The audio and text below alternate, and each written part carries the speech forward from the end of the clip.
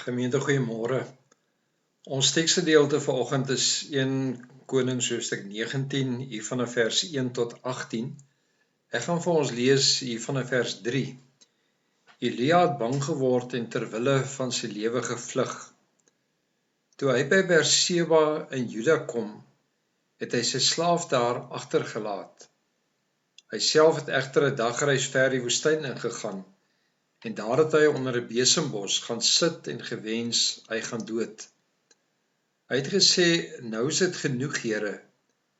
Neem my lewe, want ek is niks beter as my voorvaders nie.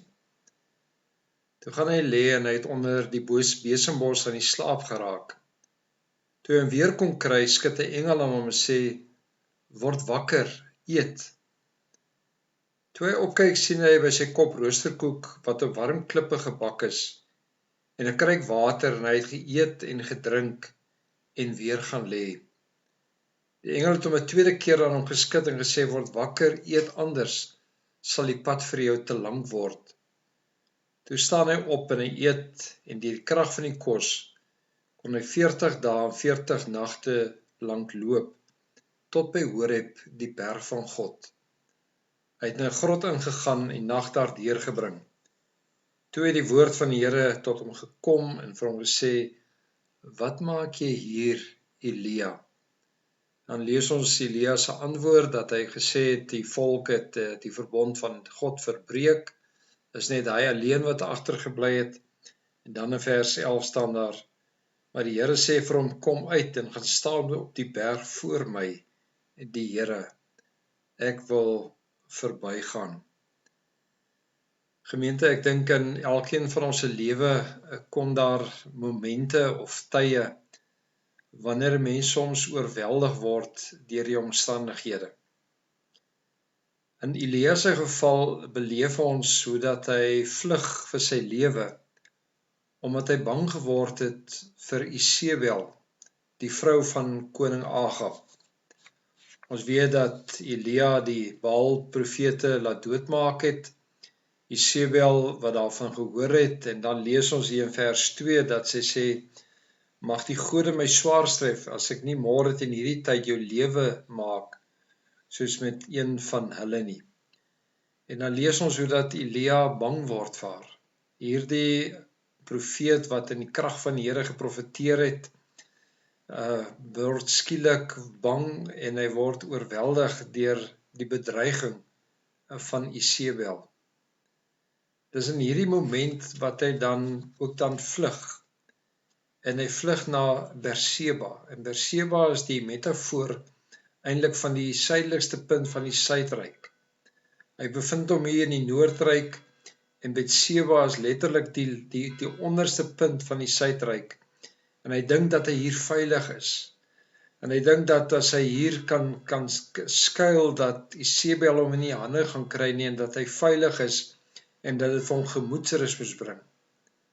En tog gebeur die teenoorgestelde. Ons lees dat hy eintlik sy wens na die Here toe uitspreek deur te sê, Here, maak my maar eerder dood. Laat my doodgaan, omdat sy lewe dan vir hom geen betekenis en geen sin het nie.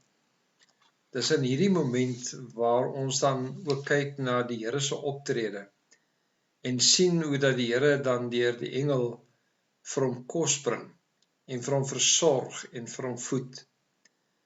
En ek dink in baie van ons se lewe is daar baie keer hierdie skuldgevoelens dat wanneer jy deur 'n negatiewe tyd in jou lewe gaan, 'n tyd waar jy sommer net neerslagtig voel, dat jy dink dat die Here jou kwaadlik neem. Wanneer die Here hier vir Isebel vra, waar is jy, is dit eintlik nie 'n verwyd na hom toe nie, maar eintlik 'n herinnering aan God se roeping vir hom. Want ons lees in hoofstuk 17 dat hy ook gevlug het vir koning Agab, maar op daardie stadium in opdrag van die Here. In hoofstuk 19 sien ons dat hy absoluut vanuit sy eie vrees optree. En dat die Here dan kom en die Here kom besoek hom en die Here versorg hom en die Here help hom. En so is dit dat die Here ook vanoggend vir elkeen van julle wat moeg en moedeloos geraak het, kom herinner om te sê, maar jy's nie alleen nie. En die wonderlike is, as Elia hier vir die Here sê, Here, die volk het U verlaat, hulle het die verbond met U verbreek, en ek het alleen agtergebly, dat die Here hom dan uitneem en vir hom eintlik wys, daar is 5000 ander gelowiges, wat saam met hom stry, dat hy nie alleen is nie, dat hy nie hoef bang te wees vir Isebel nie, en dat die Here hom in hierdie oomblik dan eintlik oproep, en herinner aan sy roeping, vir dit wat God met sy lewe dan ook wil bereik. En dan word sy omstandighede nie meer die verleentheid nie, maar die geleentheid waar God deur hom werk, en hoe die Here dan ook sy lewe gebruik, as instrument in God se hand.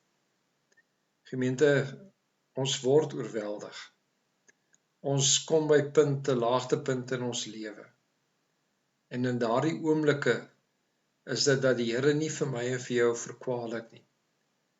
Maar hy is die versorgende Here. Hy is die Here wat by hierdie besembos eintlik vir ons kom bedien, soos wat hy vir ons die nagmaal kom bedien. Deurdat hy ons vervoed en versorg en vir ons herinner aan sy trou.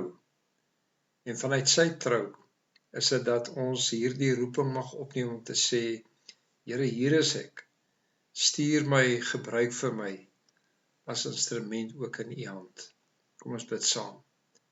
Here, mag U vir ons in hierdie dag seën, mag U vir ons gebruik, ons wat dalk moedeloos geraak het, wat moeg geraak het op hierdie pad, dat U vir ons sal versorg en dat U vir ons sal bedien.